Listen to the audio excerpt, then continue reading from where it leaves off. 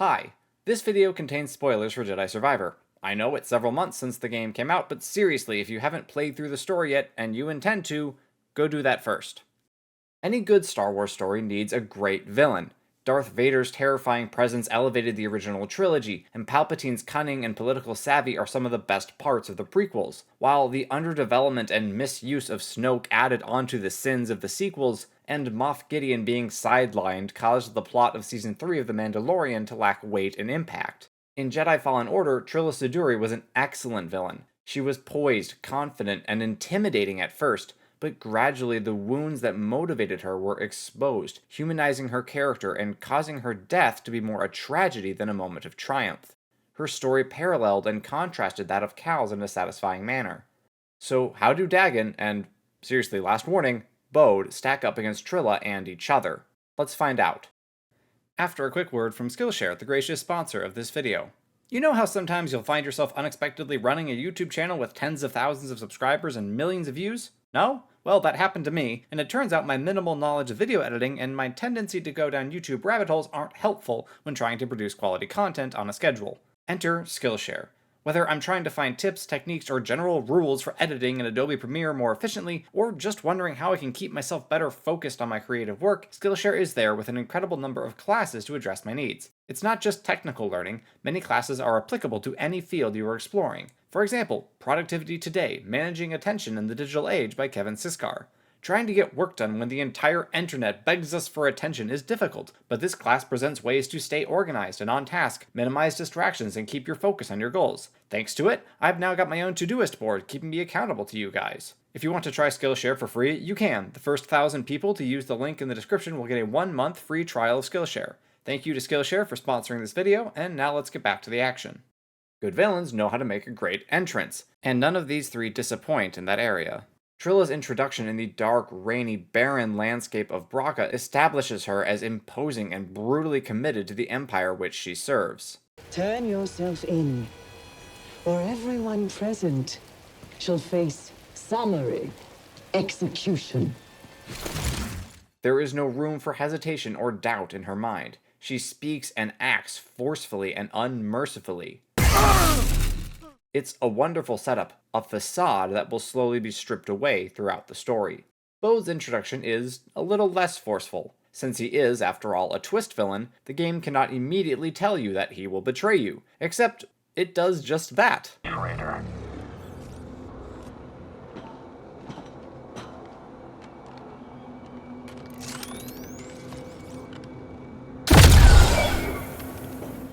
Sneaky, right? But that's really just an Easter egg that will only be noticed upon second playthrough. However, the opening cutscene with Bode and Cal reveals Bode's motivation, the core of why he does what he does. Love for his daughter and hatred for the Empire. The depth and power of his motives will slowly unfold throughout the story, and this opening sequence serves as an excellent foundation for that. Dagan's reveal, as he emerges from the Bacta tank, now mysteriously missing an arm, immediately has us asking questions and intrigued about this Jedi's backstory. However, Dagan's motivation is then presented in practically its entirety by the time Cal finishes one conversation with him. Dagan discovered Tanalorr and established plans to train Jedi there, but when Tanalorr was attacked and the Jedi Council gave up on his project, he chose his own ambition over obedience. That's pretty much it. He's not a particularly deep or complex character, and as a result, his actions and motivations don't always make the most sense.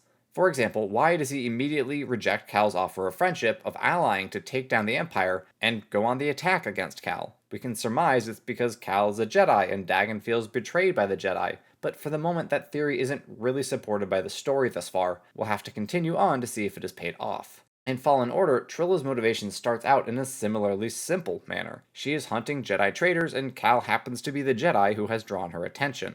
However, that basic motive does not remain stagnant throughout the game, as Dagan's does. Tanalorr will be mine. Tanalorr is mine! Tanalorr is mine.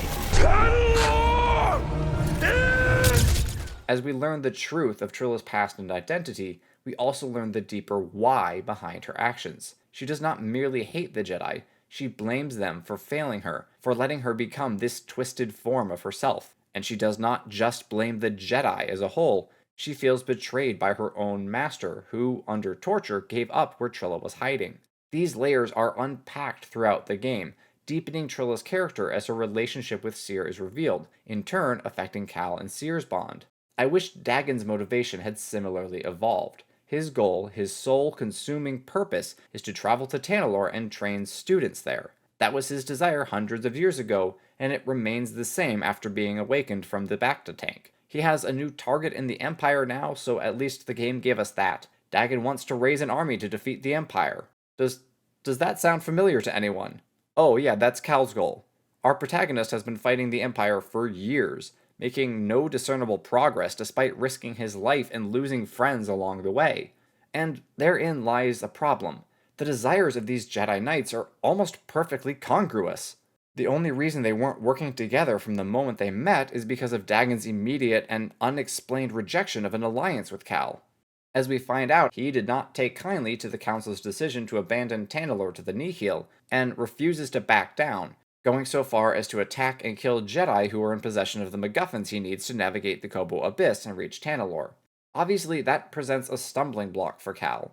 How can you trust or work with someone who killed his own family? But more importantly, why did Dagan kill other Jedi? Why is he obsessed with Tanalorr to the point of cold-blooded murder? Yeah, it's his dream and all that, but really it's just an ambitious work project. Dagan is attached to it in a way that is distinctly un-Jedi. Him being somewhat impatient and proud, Be patient. Not one of my strong suits. don't quite explain why he would go that far. There are certainly explanations that can be conjured to make sense of Dagan's rampage, but that's the point. We, the player, are forced to make up the story to explain what we are seeing on screen. Jedi Survivor fails to show us how Dagan made the jump from ambitious would-be Jedi temple builder and teacher to completely obsessed and murderous. We skipped a step. There's a leap there that requires more character development than the game gave us. Obviously, we don't want the game to hold our hand and treat us like idiots, but there's a gap to Dagan's story that the game simply doesn't fill, largely leaving the players to create their own headcanon. One explanation could be that Tanalorr itself is corruptive, that spending time there, or even aspiring to do so, creates an unnaturally strong attachment that overrides all other senses of duty or morals. Tanalorr, this theory might state, creates in those who grow attached to it a jealousy that not only irrevocably binds them to it, but also precludes any sort of compromise. This would, at least in part, explain Dagan's unwillingness to cooperate with Cal, and the hypothesis is lent some credence by Ravis' statement, Only one of you will reach Tanalorr. However, this theory is only just that, a guess, a speculation based on faint strings and hints, not anything the game's story clearly shows us. In any case, Dagan's motivations for clinging to Tanalorr, for keeping it to himself, for not listening to Cal at all, are simply not explored. Should Cal not have addressed the possibility that they attempt to seek Tanalorr together? And should that proposal fail, try to learn exactly why Dagan must have it all for himself? Yes, Dagan wants to run the place, but since he intends to train an army there, surely another Jedi with a record of fighting the Empire would make for a great co-host. I wish Cal had attempted to connect with Dagan as he did with Trilla in the first game. I saw what you've been through. You've experienced great suffering.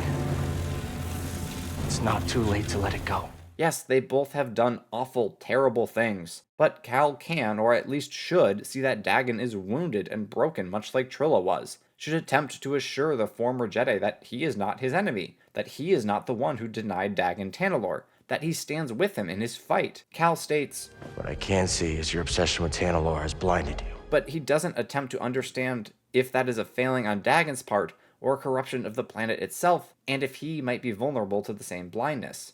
All that to say, Dagan's motivations are too simplistic. Not enough time is spent fleshing out why he became so obsessed with Tanalorr, and there is a serious lack of effort on Cal's part to understand Dagan. Cal sees what Dagan did in the past, and then immediately flips into accusatory mode when meeting Dagan for the second time. You murdered your fellow Jedi. Cal, of all people, should believe in the possibility of redemption. He was willing to forgive Trilla and help her heal. He was understanding of Cere's struggle with the dark side and was able to trust her even after learning how she failed Trilla. Why then does he treat Dagan as an irredeemable monster? My guess is the writers needed a bad guy through the first 75% of the game before they revealed the true villain, and as a result, not as much care was put into Dagan's character, story, or his relationship with others. His distrust of all Jedi doesn't feel well earned. We only ever see him attacking those who get in his way, and Cal is only in that position because Dagan decided to instantly attack Cal upon waking up. Trilla's hatred of the Jedi, like Dagan's, largely stems from betrayal by a single, trusted fellow Jedi, Seer for Trilla, Centauri Khri for Dagan. However, Trilla's rage was twisted and expanded by the Empire, by Vader, turning her into an Inquisitor. She was force-fed the Imperial narrative that all Jedi were responsible for what happened to her, and thus deserved to die. Dagan was not exposed to such propaganda. His quarrel really should only be with those who denied him what he wanted. That is, unless we accept the previously stated theory that Tanalorr itself is corruptive, which just wasn't quite explored in the game. But we can see another hint of where that theory comes from when we consider the development of Bode's motivations. As mentioned, the story gives those from the very beginning. Pretty simple, right? Just a guy trying to keep his daughter safe. What unfolds throughout the story, though, is the lengths to which Bode will go in order to give Kata a peaceful life, and the real reason he wants that so much for his daughter. Having Bode present throughout the story, regularly at Cal's side, allows the game to more easily flesh out his character through small moments and interactions. For example, this conversation which you can have in Pyloon's saloon. It's just me and Kata, and that's about as much as I can handle these days. The more people in your life, the more you can lose. Bode has retreated into a shell, choosing not to care about the larger galaxy, focusing solely on his daughter, because he can actually exert a significant amount of control in that one small circle of concern.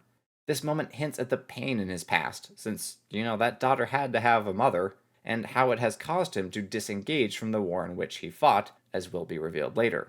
We see Bode attempt to impart his viewpoint on Cal in a fairly subtle manner. Life is precious, and so is happiness. I wish it were that simple. It is that simple. If you see a future with Marin, embrace it. It may seem at first that Bode is simply urging Cal to choose happiness, to not get consumed by his fight against the Empire, and he is doing that.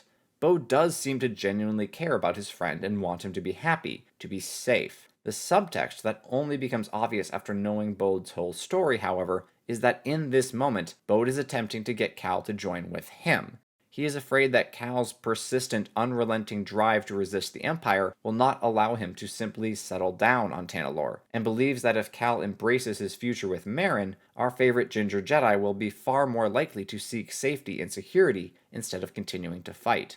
By encouraging Cal to focus on the one person most important to him, Bode reaffirms what he wants, and emphasizes how it is far more important to him than anything else. This is further developed as the conflict that will eventually cause his betrayal is introduced. Maybe Dagan was right. Tanalorr's a fortress. We should use it for the hidden path. Gather allies, train. Here we really get to the heart of Bode's philosophy. It doesn't matter what kind of existence it is, as long as he can keep his daughter safe from harm. In his eyes, surviving is paramount, while Cal's philosophy is more like the captain's from Wally. I don't want to survive!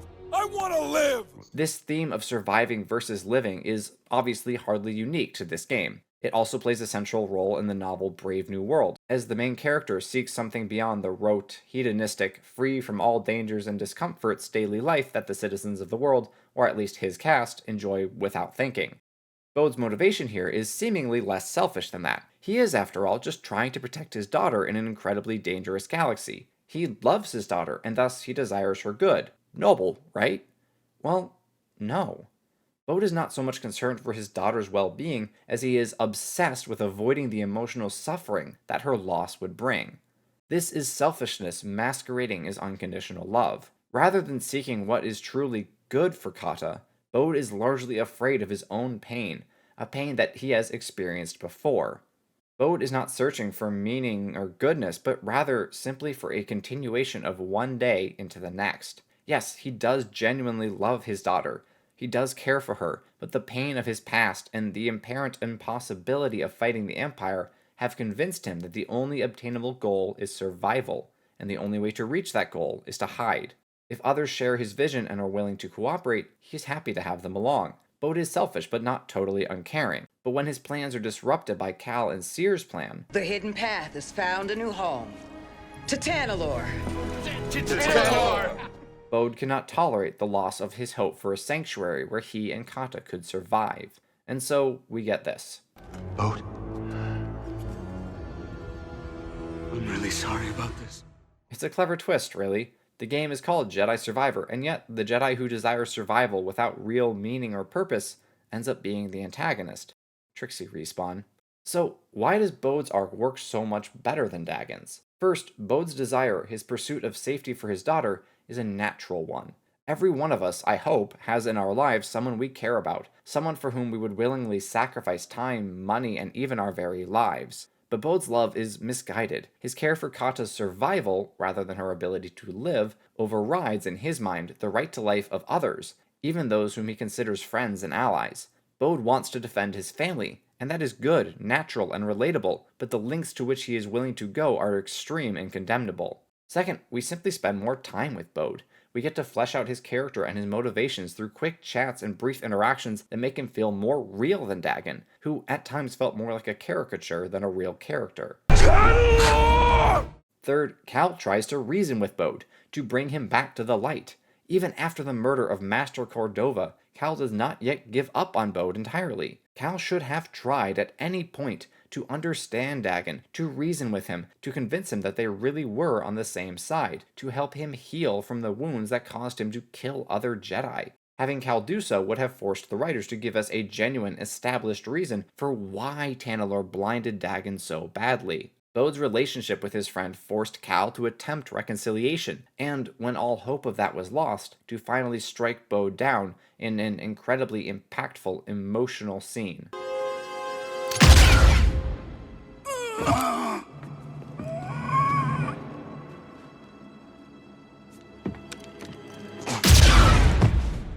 Fun fact, Cameron Monaghan has said that him double-tapping Bode wasn't scripted. It just felt right when they were filming that scene. Just a neat little tidbit that illustrates the care Cameron puts into his craft. I love that the actors really take their roles seriously. It's a significant part of why these games are far superior stories to anything Lucasfilm has made recently. Except for Andor.